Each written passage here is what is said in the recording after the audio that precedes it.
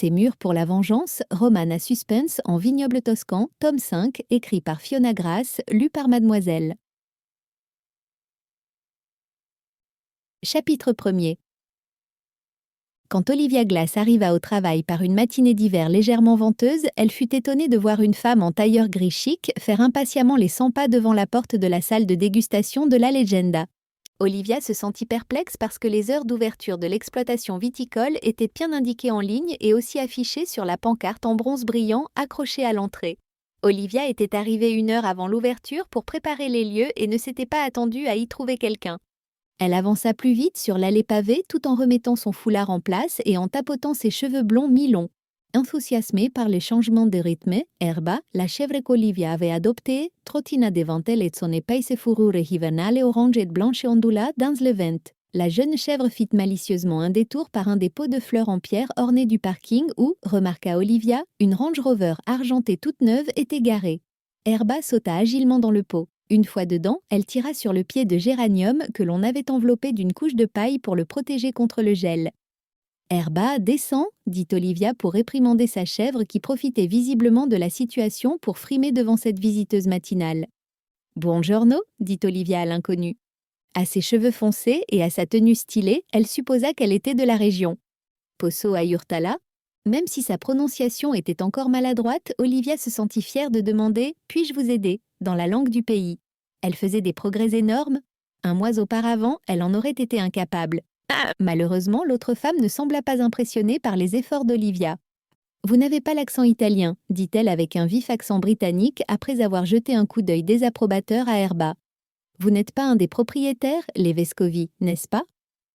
Confondue, Olivia secoua la tête avec regret.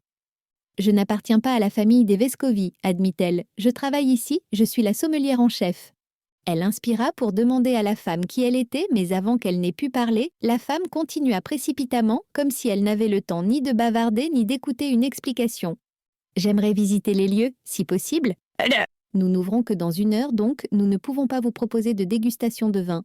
Aimeriez-vous que je vous présente les lieux ou êtes-vous venu pour une autre raison ?» demanda Olivia. Elle espérait que cette étrange femme accepterait de revenir plus tard, quand il serait vraiment ouvert, ou qu'elle accepterait au moins d'expliquer sa présence en ces lieux.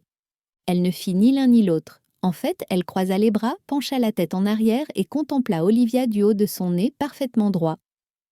Olivia eut l'impression désagréable que demander autre chose risquerait de l'offenser. De plus, si elle lui offrait une visite rapide, où serait le mal ? « Entrez, je vous prie », proposa-t-elle. Elle sortit ses clés et déverrouilla la porte en bois imposante. Le chat en strass qui se trouvait sur son porte-clés, cadeau de son nouveau petit ami Danilo, brilla dans le soleil matinal bas.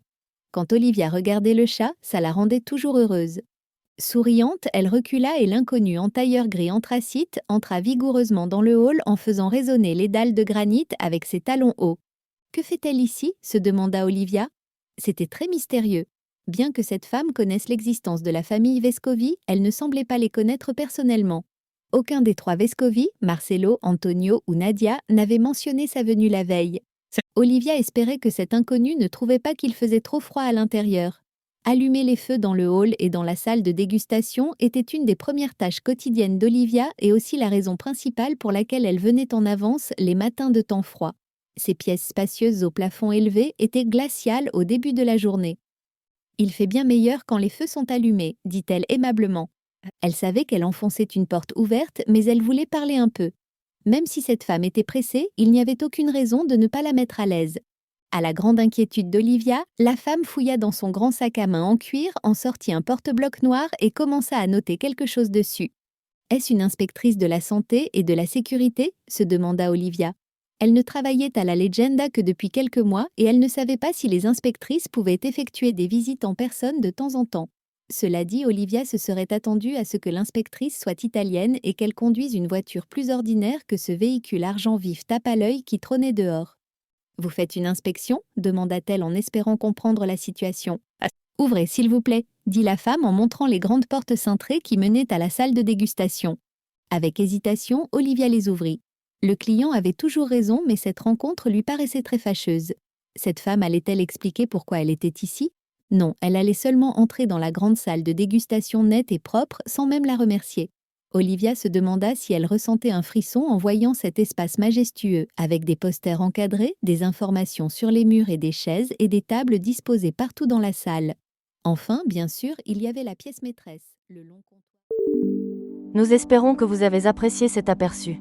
Pour continuer à écouter ce livre audio sur Google Play Livres, utilisez le lien dans la description de la vidéo.